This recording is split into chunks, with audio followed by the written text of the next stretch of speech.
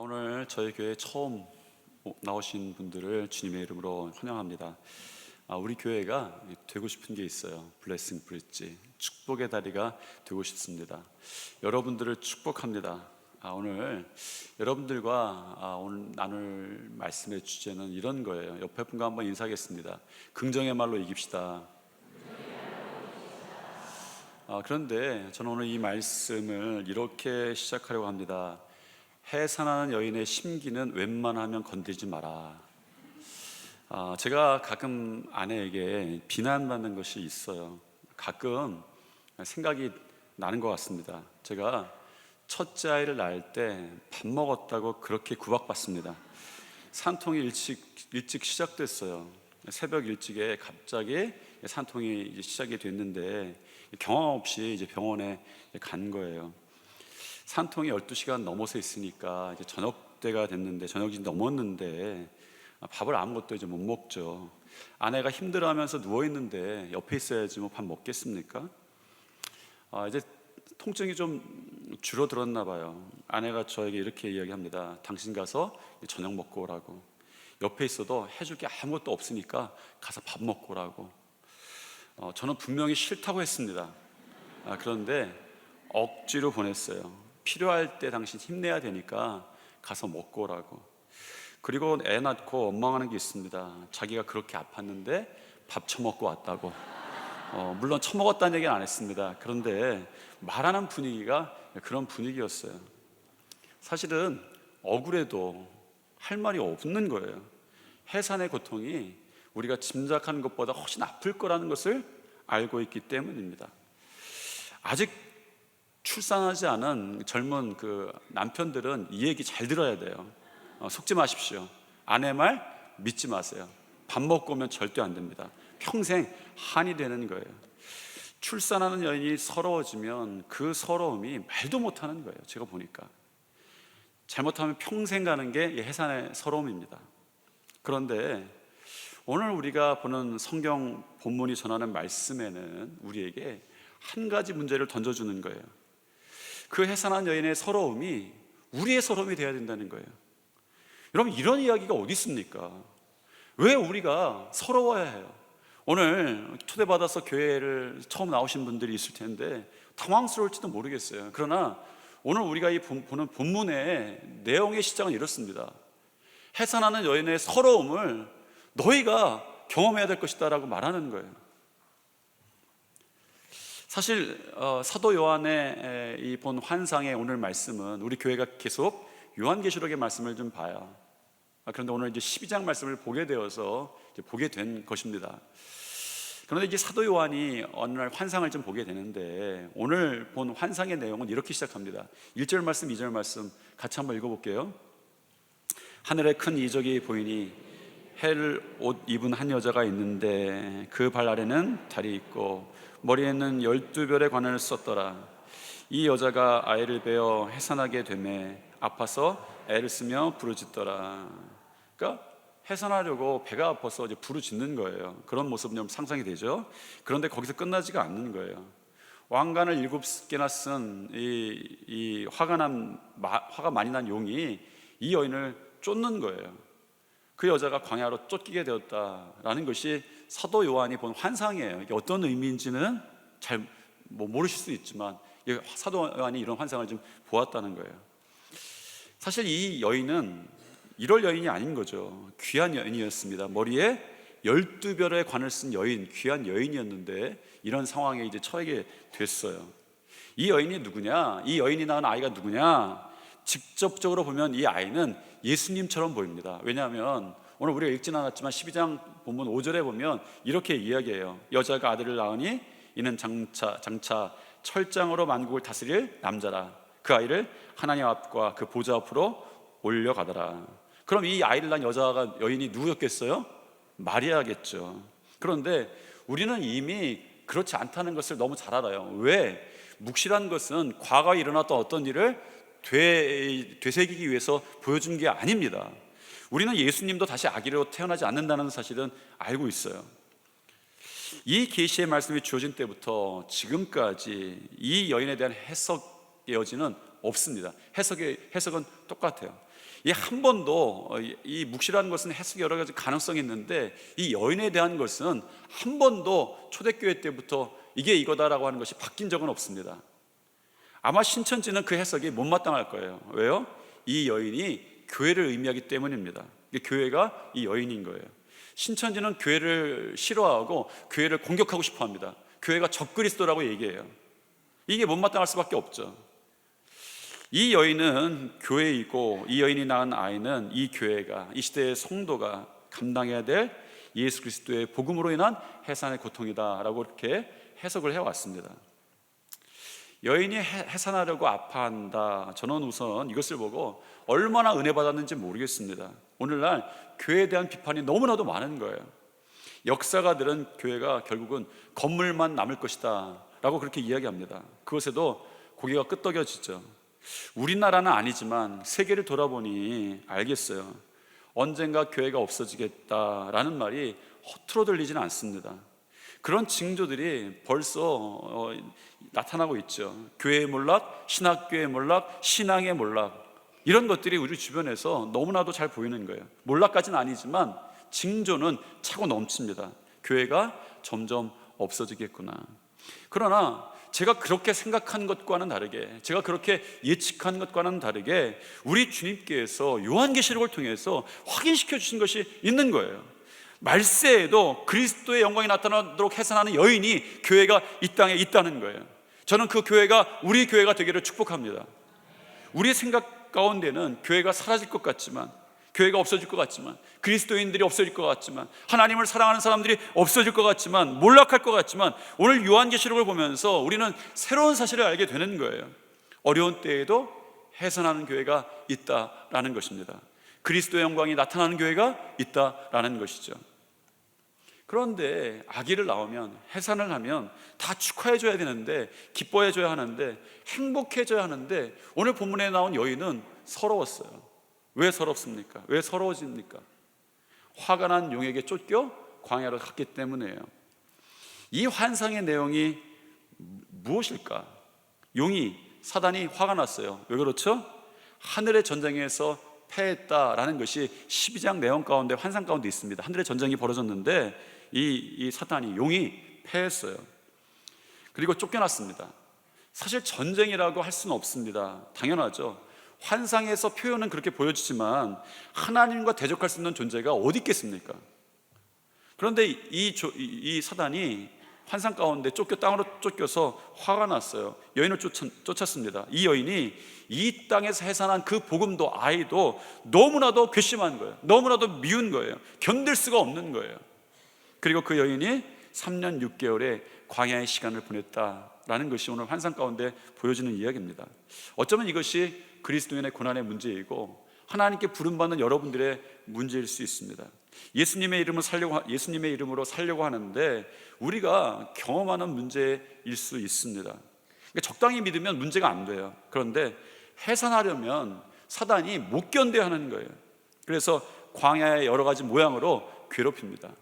물론 이것은 하나님을 사랑하는 사람들이 하나님께 못 가게 하려고, 정신없게 하려고 사단의 괴계 중에 하나일 수 있어요. 그런데 광야에 있게 되면 우리가 가장 크게 착각하는 것이 무엇인지 아십니까? 우리가 너무 초라하다고 생각하는 거예요. 나 같은 것을 향한 하나님의 사랑도 초라할 것이다, 이렇게 생각하는 거예요. 하나님의 사랑이 나에 대해서 그렇게 크면 내가 이 자리에 있을 수 있는가, 이런 생각이 들게 되는 것이죠. 우리의 인생이 그렇습니다. 문제에 부딪혀요. 낙담하게 돼요. 실패하게 돼요. 그런데 진짜 문제는 그런 문제들 앞에서 초라한 내가 보이기 시작하는 거예요. 아, 나는 너무 초라하구나. 예수님 때까지 세상에서 가장 초라한 것 중에 여자가 포함되어 있었습니다. 천시되었죠. 심지어 성경에도 그런 흔적들이 좀 보입니다. 인원을 계수하는데, 여러 사람들이 광야에서 밥 먹고 계수하는데 5,000명이 밥 먹었다라고 이야기합니다. 그런데 우리는 성경에 나왔지는 않지만 이 인원이 남자만 계수했다라고 하는 사실을 이미 너무 잘 알고 있어요. 남자만 5,000명, 여자나 아이들은 천시된 거예요. 그런데 이상하죠. 여러분, 교회를, 성도를, 당신을 이 부르신 사람들을 오늘 성경을 통해서 여인으로 보여주신 거예요. 왜요? 귀하기 때문입니다. 이상하게 성경은 우리의 생각과는 다르게 귀한 것을 다 여성으로 지칭합니다. 사랑이라는 히브리어도 여성 명사예요. 솔로몬 왕이 구하여 칭찬받은 왕의 지혜도 여성 명사입니다. 아브라함의 믿음, 에무나도 여성 명사예요. 신앙생활의 핵심이 되는 구원도 여성 명사입니다. 축복, 의, 감사, 기도, 예배, 소망, 이 모든 말이 다 여성 명사예요. 신학이라는 말도 후대의 라틴어로 여성 명사입니다. 왜? 주님께 속하였어요. 교회라는 헬라어의 에클레시아, 성도들의 모임, 이 교회 에클레시아라는 말도 여성 명사예요.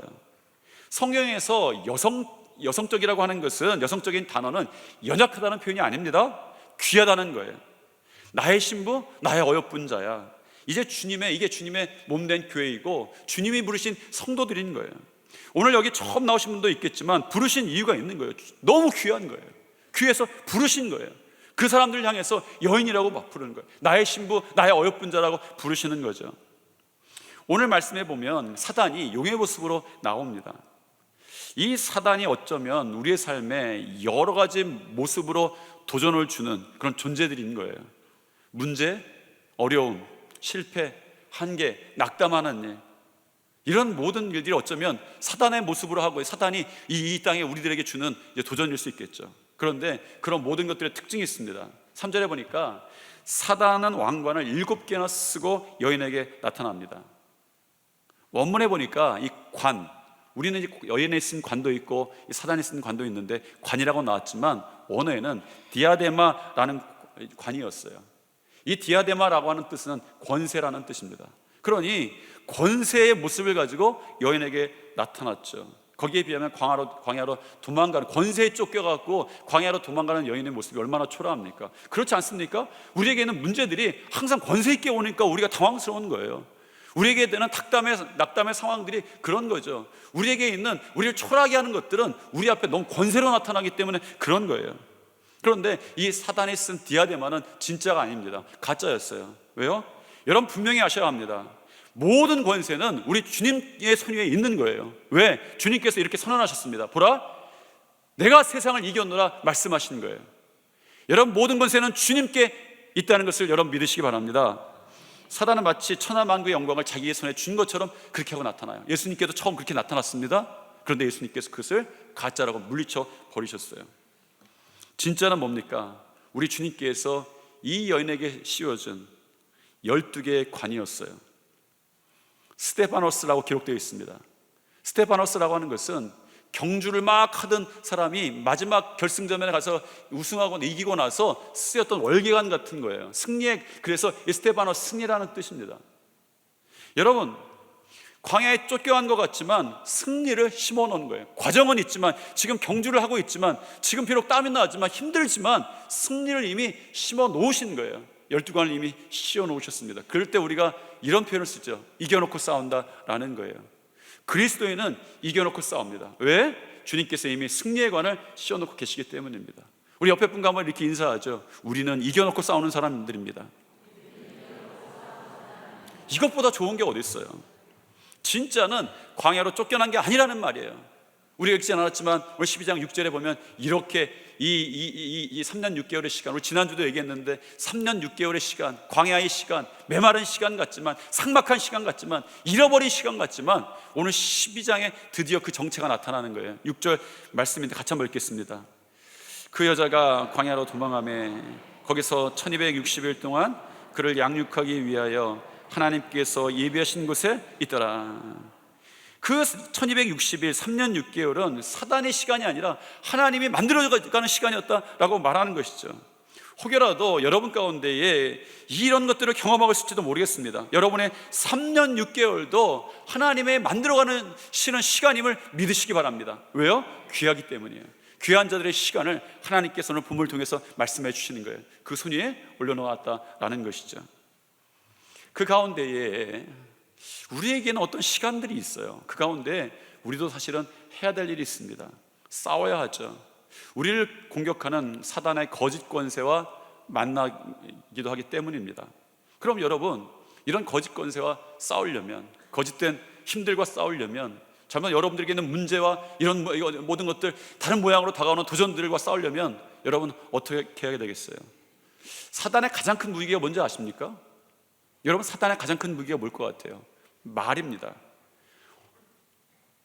본문 10절에 보면, 오늘 본문 10절에 보면 사단의 특징은 참소하는 자예요. 10절 말씀 같이 한번 읽겠습니다. 내가 또 들으니 하늘에 큰 음성이 있어 이르되 이제 우리 하나님의 구원과 능력과 나라와 또 그의 그리스도의 권세가 나타났으니 우리 형제들을 참소하는 자 곧 우리 하나님 앞에서 밤낮 참소하던 자가 쫓겨났다. 그래서 사단의 언어는 부정적입니다. 여러분의 귀에 부정적으로 속삭이는 거예요. 성도들을, 하나님께 나오는 자들, 아니면 하나님의 사랑하는 여러분들에게 그렇게 속삭이는 거예요. 마귀라는 단어의 헬라어 단어가 디아볼로스라는 단어입니다. 이 디아볼로스라는 단어의 뜻 자체가 그런 거예요. 이 마귀, 사탄. 그런 의미는 뭐냐? 참소하는 자, 중상하는 자, 모함하는 자, 이간질하는 자, 시험하는 자, 거짓 고소하는 자, 분쟁을 일으키는 자. 이 뜻이 다 이 디아볼로스라는 이 어마어마한 뜻들이 다 들어있어요. 여러분, 성경 중에 욥기를 보십시오. 하나님이 욥을 칭찬하는 거예요. 너 내 자녀 욥을 보았느냐? 사단이 못 견뎌하는 거예요. 사단이 그때부터 뭐 합니까? 욥을 참소하기 시작하는 거예요. 어떻게 참소하는지 아십니까? 하나님께 그렇게 이야기합니다. 하나님, 그의 소유물을 치면 하나님을 그가 욕하지 않겠습니까? 하나님, 그의 뼈와 살을 치면 틀림없이 주를 향하여 욕하지 않겠습니까? 그를 어렵게 만들면, 그를 병을 주면, 그를 실패하게 만들면, 그의 주변에 정말 외롭게 만들면 하나님을 욕하고 하나님을 떠나지 않겠습니까? 참소하기 시작했어요. 그리고 욥을 그렇게 만듭니다. 그렇게 만들면 하나님을 틀림없이 욕할 것이라고 생각했어요. 이게 사단의 참소였습니다. 어쩌면 이 사단은 우리의 환경을 공격하며 우리에게 속삭이며 말해요. 여러분들에게 있는 모든 속삭임이 그럴 수도 있습니다. 너는 불행한 사람이야. 너는 실패한 사람이야. 너는 할 수 없어. 너는 잘나지 못했어. 내 능력은 너무 작고 초라해. 계속해서 거짓으로 참소하는 이런 참소들이 있는 거예요. 나를 향해서도, 아니면 내가 누군가를 향해서도 내 입술이 말을 통해서 그렇게 되는 것이죠. 왜? 하나님을 부인하기 위해서. 하나님은 더 이상 너를 사랑하지 않아 라고 말하기 위해서는 거예요. 여러분들이 얼마나 귀한 존재인지, 하나님이 만드신 존재인지 잊어버리게 하기 위해서 그렇게 참소하는 거예요. 하나님을 떠나라는 것이죠. 사실 우리가 사단에게 넘어지는 많은 부분이 우리가 사용하는 언어, 말에 있습니다. 우리 안에 상처 주는 말들이 너무나도 많은 거예요. 우리에게도 상처 주는 뾰족한 말들, 칼과 같은 말들이 많고, 나를 향해서도 그렇죠. 그리고 내 사랑하는 사람들을 향해서도, 내 주변을 향해서도 그런 칼들이 너무 많은 거예요. 그런데 사실 말은 상처 주는 정도가 아닌 거죠. 잠언 말씀에 의하면 죽고 사는 것이 이 작은 혀에 달렸다라고 말합니다. 사단이 왜 말을 가장 큰 무기로 사용하는가? 죽고 사는 힘이 있기 때문이에요. 그럼 여러분들에게 이제 이런 질문을 좀 하고 싶습니다. 여러분의 삶은 어떤 말들로 차 있습니까? 여러분의 입술이 어떻게 사용되고 있습니까? 12장 전체, 우리는 오늘 12장 전체는 안 읽었어요. 오늘 행사가 있어갖고 여러 가지 일들이 있기 때문에 좀 짧게 읽었습니다만, 12장 전체가 원래는 다 읽어야 되는 본문이죠. 한번 집에 가서 읽어보세요. 12장을 다 묵상하다 보니까 든 생각이 있습니다. 우리 주님께서는 다르게 말씀하신다라는 거예요. 여인이 광야로 1260일의 시간을 도망간다, 그렇게 말씀하시지 않으셨습니다. 어떻게 말씀하십니까? 양육의 시간이라고 말씀해 주셨어요. 세워지는 시간이라고 말씀해 주셨습니다.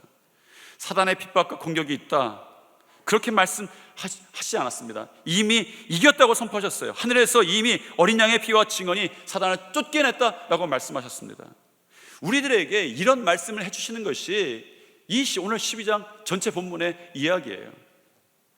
사단은 여러분들을 두려워하는 것이 아닙니다. 사단이 두려워하는 것은 예수 그리스도십니다.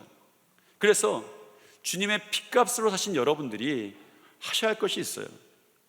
오늘 11절 말씀 우리가 읽을 텐데, 11절 말씀은 세번역 성경을 읽어야 이 진가가 있는 것 같아요. 같이 한번 읽겠습니다. 우리의 동료들은 어린 양의 흘린 피와 자기들이 증언한 말씀을 힘입어서 그 악마를 이겨냈다. 그들은 죽기까지 목숨을 아끼지 않았다. 사단은 참소하는 말을 합니다. 거짓된 말로 우리의 귀를 속삭입니다. 우리는 증언하는 말로 이긴다라고 성경은 이야기합니다. 증언하는 말로 이긴다라는 거예요. 여러분, 복음은 놀랍도록 긍정적인 소식입니다. 여러분, 말이 단순히 낙관적인 말로 바뀌었다고 해서 우리가 이런 일들에 대해서 승리할 수 있는 게 아니에요. 그러나 복음으로부터 시작한 이 놀라운 말이 우리의 삶을 변화시킵니다. 승리하게 만듭니다. 여러분은 오늘 이 복음을 여러분 가운데 심으셔야 합니다. 받아들이셔야 합니다. 여러분, 이 놀라운 긍정의 말을 복음 안에서 심으시기 바랍니다. 품으시기 바랍니다. 예수 그리스도를 증언한 말씀에 힘입으면 그렇게 된다는 거예요. 먼저 여러분 자신에게 그런 증언들을 하셔야 합니다. 여태까지 그런 증언을 못했다면 예수 그리스도를 바라보며 그 말을 하기 시작하셔야 돼요. 우리 삶에 전투가 벌어진 것 같지만, 그게 정말 권세 있는 것 같지만, 우리는 초라한 것 같지만, 예수 그리스도를 믿음으로 여러분이 이미 승리했다는 것을 여러분 자신에게 선포하십시오. 여러분에게는 어떤 문제 시간이 있을 수 있어요. 3년 6개월의 시간, 42개월의 시간, 1260일의 시간, 다 그 시간이 있을 수 있지만 그 시간도 이미 하나님의 손에 있는 시간이다 라고 선포하십시오. 여러분의 입술은 이 복음의 증언에 입술이 되시기를 축복합니다. 여러분이 지금까지 여러분 자신에게 어떤 말을 내뱉었는지 모르겠습니다. 여러분이 사랑하는 사람들에게 어떤 말을 내뱉었는지 모르겠어요. 그러나 이제 예수 그리스도를 바라보십시오. 새로운 선포가 시작될 줄 믿습니다. 여러분이 그 복음에 힘입어서 이렇게 선포하십시오. 당신에게는 광야가 양육의 시간이 됩니다. 벌써 이겨놓고 싸운다, 그렇게 그분에게 선포하십시오. 마른 뼈의 인생을 사는 분에게 가서 마른 뼈가 살아날 수 있다고, 예수 그리스도 안에 살아날 수 있다고 그렇게 선포하십시오. 성경에 기록되어 있다고 말씀하세요. 하나님의 놀라운 은혜 가운데 생기가 임한다고 선포하십시오. 너희를 위한 때가 있다고 여러분의 자녀에게 가서 말씀하십시오. 이제 예수 그리스도의 능력에 힘입어 여러분의 입술이 그렇게 되기를 소망하고 의지하십시오. 이 놀라운 긍정의 말로, 복음에 의지한 말로 사단의 모든 계계와 싸워 이기십시오. 승리하십시오.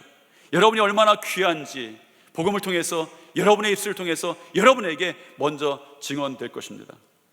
저는 오늘 함께하는 여러분 모두에게 이렇게 선포합니다. 우리 주님께서 여러분들을 너무 귀하게 생각하세요. 여러분들 너무 사랑하십니다. 여러분들을 이끄시고 여러분의 삶을 만들어 가실 것입니다. 여러분은 혹이라도 있는 어떤 광야라도 이미 예수 그리스도 안에서 승리의 관을 쓰고 계십니다. 여러분은 이미 축복의 사람입니다.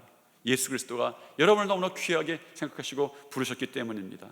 이 놀라운 긍정적인 이야기가 오늘 요한계시록 12장뿐만 아니라 성경 전체 하나님의 말씀과 약속을 통해서 우리에게 주어진 것이죠.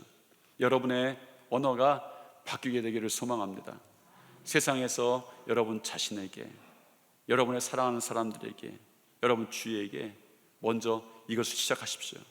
그러나 우리의 생각대로는 되지 않습니다. 주님을 바라볼 때 이 일이 시작될 줄 믿습니다. 왜? 주님께서 그런 능력을 주시기 때문이죠. 한번 우리 옆에 분과 한번 이렇게 인사하겠습니다. 하나님께서 당신을 너무 사랑하십니다. 우리는 이미 이겨놓고 싸웁니다.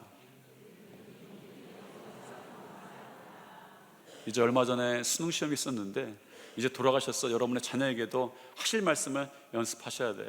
오늘 말씀에 의지해서 수능 시험 본 우리 아이들뿐만 아니라 여러분들에게 가셔서, 여러분 자녀에게 찾아가셔서 이번 주에 꼭 그렇게 말씀하십시오. 하나님께서 너를 위해서 이미 때를 준비하셨다, 이렇게 말씀해 주십시오. 이것은 여러분의 능력으로 할 수 있는 말이 아니라 복음을 의지한 놀라운 선언입니다. 한번 옆에 분이 자녀는 아니지만 연습하는 의미에서 이렇게 하세요. 하나님이 너를 위한 때를 준비해 놓으셨어.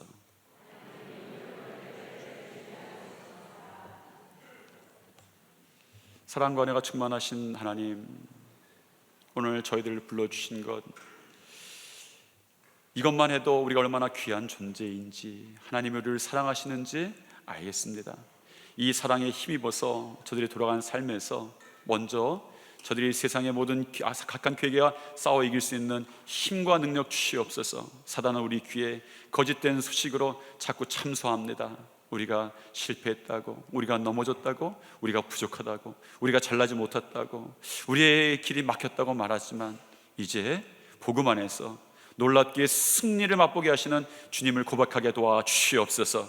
우리의 생각이 아니라, 우리의 권세가 아니라 주님의 능력 가운데에 저들의 시작이, 저들의 발걸음이 승리의 발걸음이 되리라는 것을 선포합니다. 이제 저들의 마음속에, 저들의 삶 속에 그리스도의 놀라운 사랑과 능력이 임하여 주시옵소서. 예수님 이름으로 기도드립니다. 아멘.